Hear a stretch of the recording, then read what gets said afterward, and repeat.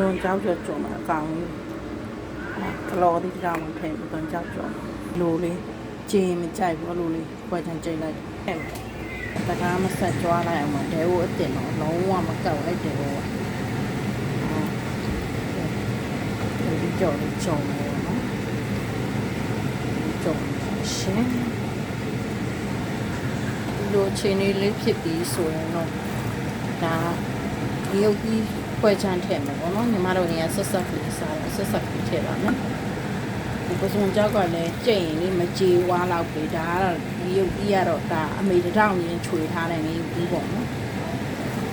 အဲ့ဒါလေးနဲ့ဒီဟာလေးတစ်ခုရှင်ကျမရဲ့ကလေး3ယောက်ကရတယ်ဒါရှိရင်တနေ့ကုန်သမင်းစားနေတယ်တို့နော်အဲ့ဒါမှလည်းဒီအိုးက2ရက်တောင်မခံပါဘူးရှင်ဒီတိုင်းလဲသူတို့နှိုက်စားနေပါမယ်ရှင်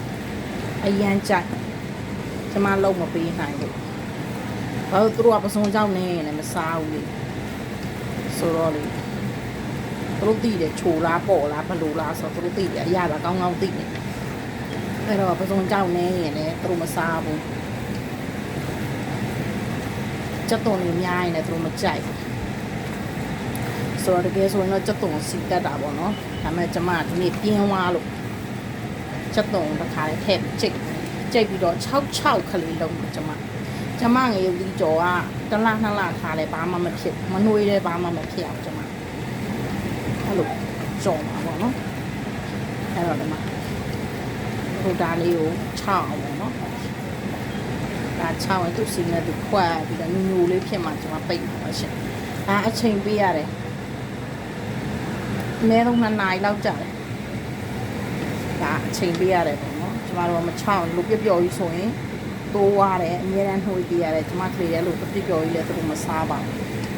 ကျမပြဒီအချိန်လေးဖြစ်သွားတာတော့မှမရတယ်ပေါ့နော်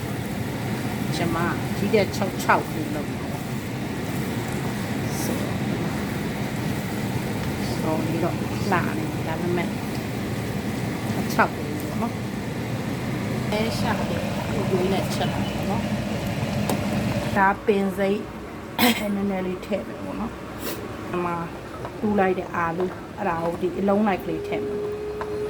အလုံးလိုက်ကလေးထည့်ချက်ပါမရှင်ဒါပြီးပြန်အောင်ဆေးပြီးတော့စုံကြောက်ကြော်လေးရတော့ပြီးပါပြီညိုသွားပြီဆိုရင်ခါလိုက်ခံတယ်အမကနာမှာမပြတ်မှုပေးနေရတယ်နော်ပြီးတော့ဒီအိုးကလုံးဝမကတ်တဲ့အိုးဆိုတော့ရမ်းအဆင်ပြေတဲ့အိုးလေးဒါဖုံမုံလေးထိုးမလားဟလဝါထိုးမလား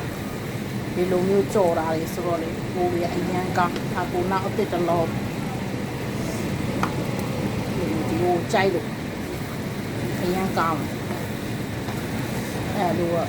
ဒါလေးကြော်တယ်ဒီလိုရှင်မိုးနဲ့ချမောင်နဲ့ချက်မယ်ပင်စိမ်းလေးအုပ်မယ်ငါးလေးကြော်မယ်ကုံစင်းလေးလုပ်ပြီးနော်အပင်စိမ်းမဟုတ်ဘူးနော်ဒါအသားတွေထဲမှာထည့်တယ်ဟာပင်စိမ်းရတလို့ဒါအသားတွေထဲမှာထည့်တဲ့အေးပါညိုရောင်တွေ့တာဒါပင်စိမ်းဒီပင်စိမ်းကြတော့ချမောင်ဟင်းထဲမှာထည့်ဖို့ဒါချမ်းထွက်တဲ့ဟာလေးဒါပင်စိမ်းမဟုတ်ဘူးတွေ့လားသူ့အဖူကိုကြည့်အဲ့ဒါအမဲသားထဲမှာထည့်မယ်တောက်ရိုးမှုလေးတွေပေါ့နော်အဲ့ဒါနဲ့ချမောင်ရွက်နဲ့ချင်းဟင်းချက်မယ်ပြီးရင်ငါကြော်မယ်ချင်းဟင်းထဲမှာဒါလေးလေးထည့်မယ်